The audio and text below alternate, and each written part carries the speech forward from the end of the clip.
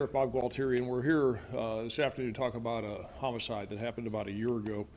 On November 19th of 2021 at about 7:30 in the morning, the Pinellas County Sheriff's Office responded to a report of a deceased person in the grassy area along the Duke Energy power easement, which runs north off of State Road 580, kind of in that area north of Countryside Mall, and it would be to the area to the west of Countryside Boulevard.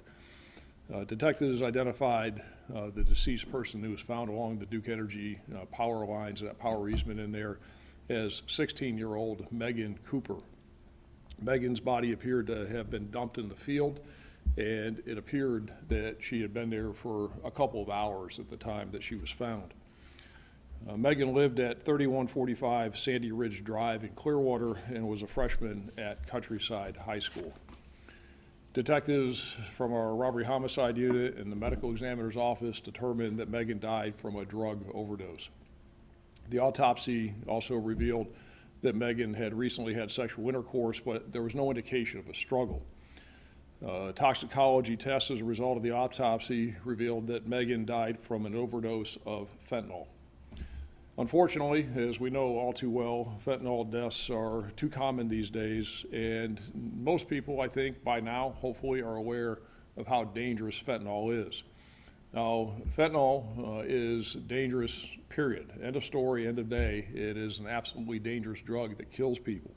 But one of the greatest challenges and one of the greatest dangers with fentanyl is when people take it without knowing they're actually taking fentanyl, because it is so potent and because it is so lethal in very small doses. Now we see this, unfortunately, we see this time and time again. People who are addicted to drugs like heroin and cocaine, which are white powder substances, ingesting the drugs only to learn it was fentanyl or a combination of fentanyl and their drug of choice, heroin or cocaine, because it's all mixed in, and not solely their less lethal drug like heroin or cocaine. So what happens is that people think they're taking one drug, cocaine, heroin, whatever it is. And in some cases we see this, and we've seen it in the past where you take non-narcotic drugs like Xanax and others, but it's got fentanyl mixed into it and people don't know. And because all it requires is such a small amount, they take it and they're overdosing and in some cases dead because of it. In this case, and think about this, of what I'm going to tell you here, is that it's astonishing that the toxicology showed that Megan Cooper had 26 nanograms per milliliter of fentanyl in her system. According to toxicologists, someone is dead, okay, rock hard dead, and can't recover once they have 7 nanograms of fentanyl per milliliter in their system. So that means that Megan had almost 4 times the amount of fentanyl in her body that was necessary to kill her, where there is absolutely no point of return. So detectives from our robbery homicide unit have been diligently working on this case for the past year to determine who gave Megan Cooper such a deadly amount of fentanyl, and by doing so, killed her. We knew that there was no way that Megan knowingly took such a deadly amount of fentanyl. Unfortunately and sadly, Megan used cocaine, but there was no indication that she used fentanyl. So this did appear to be one of those cases that I was talking about, where someone addicted to one drug, in this case cocaine, was given a drug they thought was their drug of choice, the cocaine, and when they consumed it, it killed them, because heroin and cocaine are 2 very different drugs, and they have to be used very differently. You can use cocaine in greater amounts than you can fentanyl, and when you take greater amounts of fentanyl, you end up with a situation where you're dead. So based upon this year-long investigation, a grand jury this past Friday, a couple days ago, indicted 25-year-old Robert Gullo, and his picture is the guy here to my right, for the first-degree murder of 16-year-old Megan Cooper. Gullo is the one who gave Megan the fentanyl that killed her. Now Gullo, as you can see from this photograph, and that's a photograph from his time he was, I guess, booked into the Florida Department of Corrections, the state prison system. He's currently an inmate incarcerated in the Florida Department of Corrections, and he's serving a 40-month prison sentence for lewd and lascivious behavior on a child under 14. He's going to be transported to the Pinellas County Jail, where he will face the first-degree murder charge for which he was indicted this past Friday. Now, here's what we know happened. Gulo, as I said, who's in his mid-20s, and he lived at 2629 Bruton Court in Clearwater, not far from where Megan Cooper lived. And you can see we have a map here to your right that shows where Megan Cooper's residence was, where Gulo's residence was, and I'll get to and explain, but where her body was found. Now, Gulo sexually preyed on young teenage girls who he met online and befriended them by furnishing them drugs for sex. The Hernando County charge, and that's the charge for which Gulo is currently in the Department of Corrections, resulted from sex that he had with a 14-year-old girl who he met on the dating app Tinder. At the time that Megan died, Gulo had been charged in the Hernando County case, and he was out of jail on bond awaiting trial. Because he was out on bond and through a bail bondsman on the lewd and lascivious charge, he was wearing a GPS ankle monitor. That ankle monitor that he was wearing, because he was out of jail on bail from the Hernando County case, helped us prove that Gulo is the one that furnished the fentanyl to Megan Cooper that killed her, and that he dumped her body by the power lines. So further of what we know is on November 18th of 2021, Megan Cooper was last seen alive by her mom at her home, and that was a little after 8 o'clock, and Megan's mom went to bed, and Megan was supposed to be in for the night.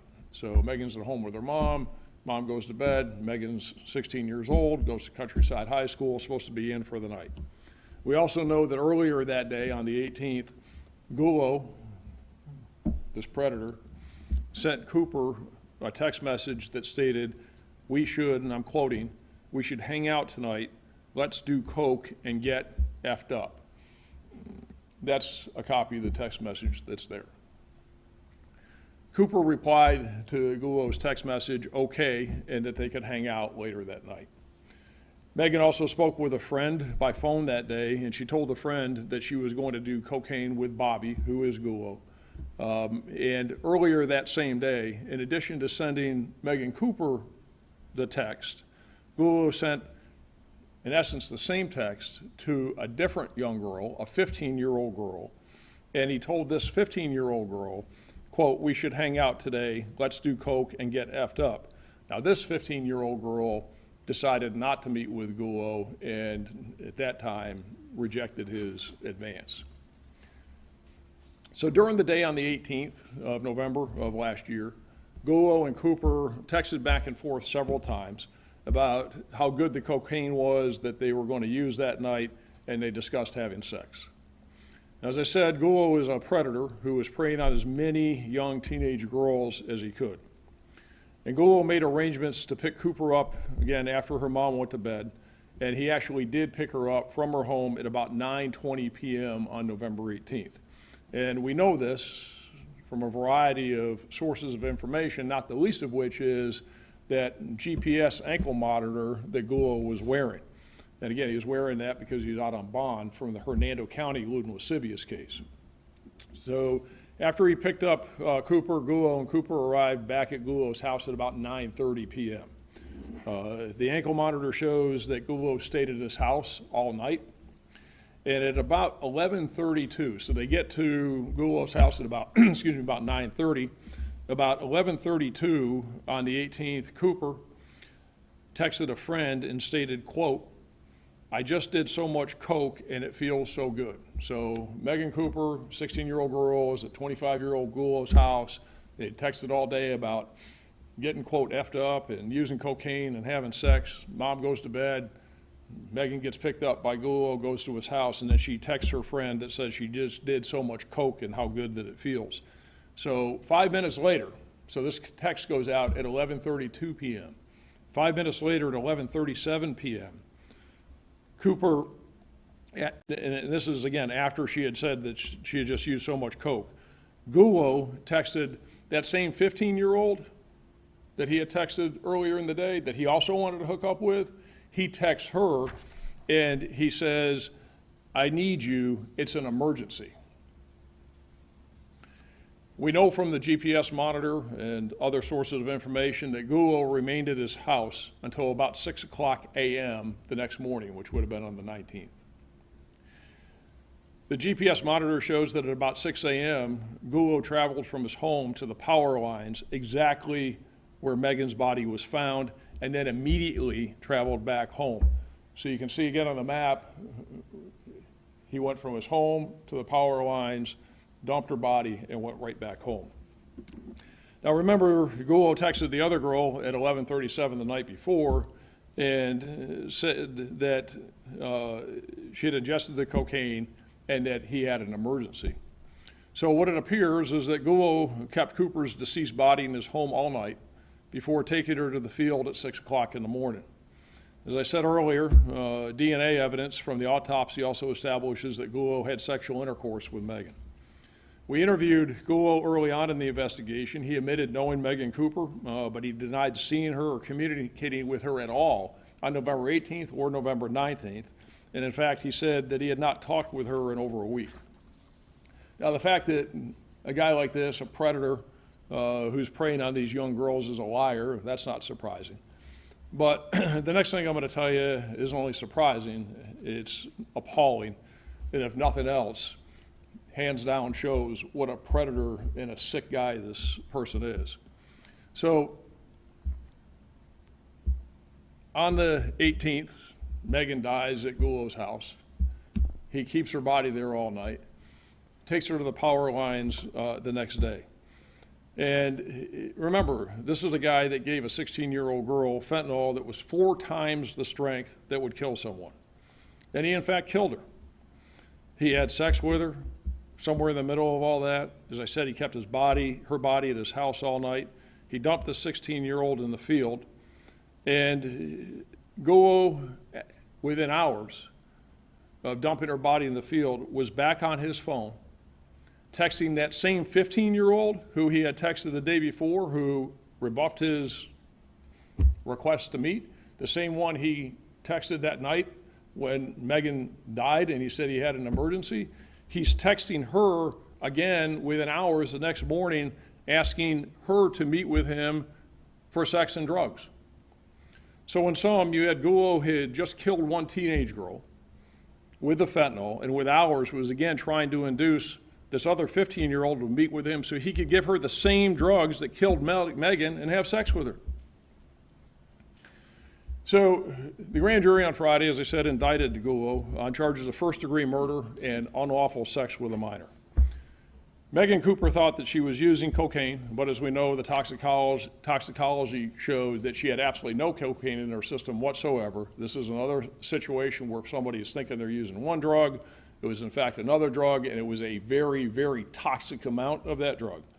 So to everyone out there, number one, don't use drugs. If you're addicted, there are resources out there to help you. But I know it's easier said than done to beat addiction. Addiction is a terrible problem that people have.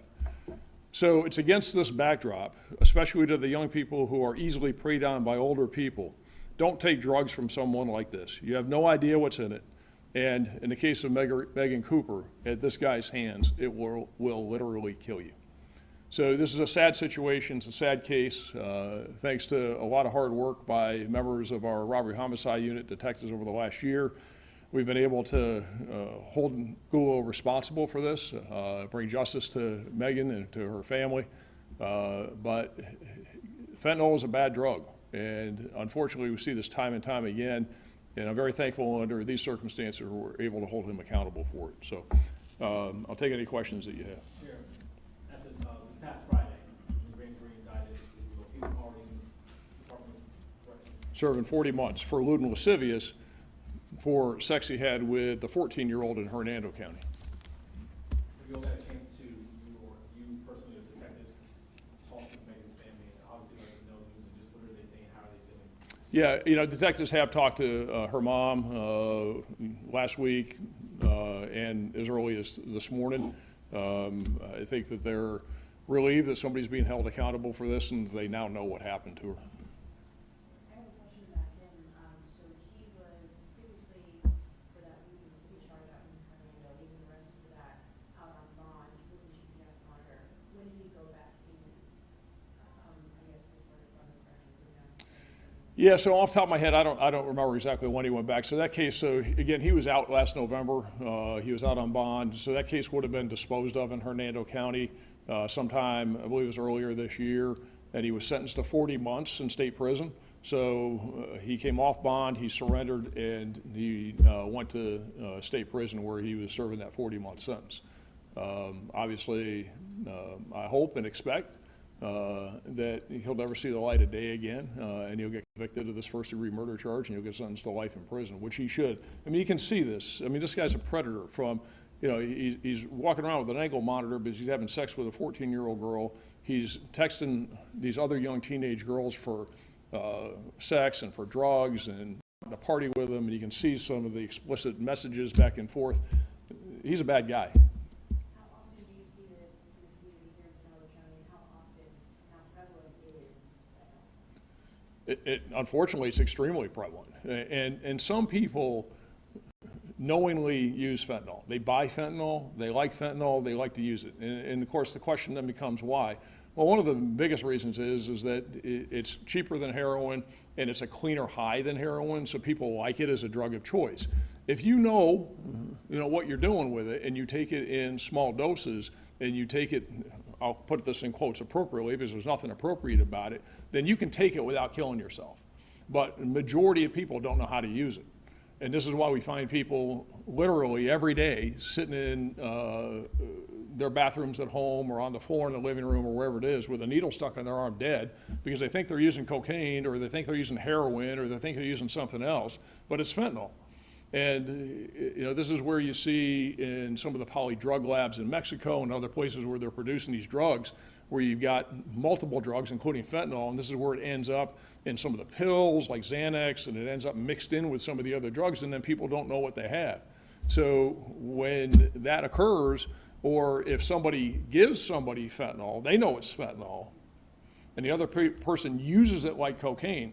And in fact, I tried to blow it up here to show you, but it wouldn't come out, is that Megan actually took a picture of the line of cocaine that she thought that she was snorting that night. But that wasn't a line of cocaine. That was a line of deadly fentanyl that 4 times the amount, 7 nanograms is gonna, like I said, according to the toxicologist, you're dead, okay? Rock dead, you ain't coming back. You ain't gonna, no Narcan, nothing else. 7 nanograms, you're in trouble. She had 28 nanograms. So it was straight fentanyl, not cocaine mixed with fentanyl? Absolutely, and that is unusual. Usually what we see in these cases is you'll see a mix of drugs, but she had absolutely no cocaine in her system. That poor girl is that, and then she did it and she got, texted her friend and said, oh, this cocaine is good. Well, it wasn't cocaine she was taking, it was fentanyl. Can you talk a little bit about what the sexual predatory aspect of this case is, and kind of what your message to parents are at this point, what your kids are talking to? Yeah, talk to your kids, make sure that they're aware. I mean, this guy's a sexual predator, and the drugs for him were the means to get the sex. And you can see this, throughout his communications. Look at the Hernando County case. You can see that what he was doing, and these are all young girls. So he's 25 years old, and all these girls are 14, 15, 16. They're vulnerable, easily influenced. And, unfortunately, equally as sad is that, they become drug users, they're addicts, and, they need help. And that's why I say, what I say to them is that I understand it's hard. I understand what addiction is and the medical condition that it is, and it's very, very tough. But there is help out there. You need to ask for it. There are people there that really care and want to help you out. But if you can't get there, don't be taking drugs from people that you have no idea what it is, because it will kill you. And there's no coming back from that. So it's a very dangerous situation when you take drugs from somebody and they're telling you it's one thing, but you have no idea. Sheriff, do you have reason to believe that he knew what he was offering Megan was not cocaine? I can't really comment on that. I don't know, and I just say, and I don't say this to be flip, or it doesn't matter, and whether he did or not makes no difference. And the fact is, you can see this type of conduct that this guy was engaged in, and at the end of the day, he didn't care, and he could have cared less. And I've seen a lot over the years. But you take a guy that takes this 16-year-old girl to his house, gives her what he says is cocaine, gets her high so he can do things to her like he's commenting about on there, and she dies. He keeps her in his house. It's obvious that he had sex with her at some point in there. It dumps her in the field, and within a short period of time, hours, he's going back to the other girl, trying to get her to give her more of the same drugs and have sex with her too. I don't even know what to say to that, other than it's appalling. Did he meet Megan on Tinder as well? Well, I don't know where exactly. It's through social media. I mean, that's where he was meeting all of them. That was his, social media, unfortunately, and where all these young girls are, that's his playground. It is his recruiting source for getting these kids. And he's 25 years old, and unfortunately, the young girls, attracted to the older guy. He's got drugs. It's just a bad situation. All the ingredients there were just terrible. Sheriff, do we know where he's getting the drugs from, the fentanyl? No. Don't know. He wouldn't cooperate with us at all. I mean, he's a liar from the get-go. I mean, he told us he had talked to her those 2 days, hadn't seen her in weeks. He was totally uncooperative. In his home, did he live in that home by himself? Was there any other drugs found? So we just put this case together. So he's been in prison since we've been able to put the case together. So we have not conducted a search or executed a search warrant at the home. So we haven't seized any of the drugs. He lived at that home with his father. So we lived in the home with. Question, that is relating to another case involving one of your deputies out in Tampa. Do you believe that a deputy that pulled over saying she was Mary O'Connor acted appropriately, and will you take any disciplinary action from? I'm surprised it took you that long to get to that question. And I hadn't decided whether I was going to answer that question or not, but I'll answer. Deputy Larry Jacoby did absolutely nothing wrong. I stand by him 110%. The person who did wrong was Mary O'Connor. It's had its consequences. The mayor's acted. Tampa's handling that. That's their business. Larry Jacoby did nothing wrong. He did his job, and while she asked for a favor, he didn't give her a favor. He handled that as he would have handled any other like situation, any other like traffic stop. People think that just because you got stopped by the cops that you're going to get a ticket, and that is absolutely not the case. Is that we stop a lot of cars all the time, and in very few of those cases, very few of those situations we give tickets, especially when it's something like this. Think about this, what this is. It's a golf cart. They were about 100 yards from the entrance to their gated community. The only reason why they popped out was because the restaurant they were trying to go to within the gated community was closed, so they went across the street to get some food from a restaurant, and they're going back and they're 100 yards away. Who cares? It's not felony no tag on a golf cart. It's no tag on a golf cart. So the outcome wouldn't have been any different if she had just kept her mouth shut. Is that unless it was aggravating circumstances or extenuating circumstances, that's a warning all day long. And I hear all the rhetoric, I hear the people running their mouths and all this, is that if she was not a cop and she hadn't asked that she would have got a ticket. No, she wouldn't. Not under those circumstances. Now, that doesn't mean anything other than what she did is unethical, it's wrong, it's all of those things. And she's paying the consequence for that. She shouldn't have said it, she shouldn't have done it, none of that should have happened. But to say that Deputy Jacoby did anything wrong is absolutely untrue. And so, because I figured you're going to ask these questions, so think about this for a second. Is that in 2020, in the Pinellas County Sheriff's Office, we conducted 81,862 traffic stops.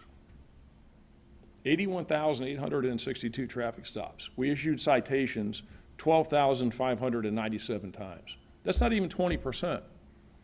In 2021, 86,146 traffic stops. Citations, 15,305. This year, year to date, we've conducted 91,473 traffic stops. Citations, 16,766. So I don't want to hear that she got the break just because she was the Tampa police chief. Had nothing to do with it. The outcome would have been the same. The absolute majority of the time, and only less than 20% of all the traffic stops we issue tickets. Again, because there's no big deal. Is that all we're trying to do is educate people. We want to get the behavior right. We don't want people running around with no tags on golf carts. We don't want people running stop signs. We don't want, but this is not a big deal. And I can tell you with certainty that the outcome wouldn't have been any different. Now, again, what she asked for, she didn't get.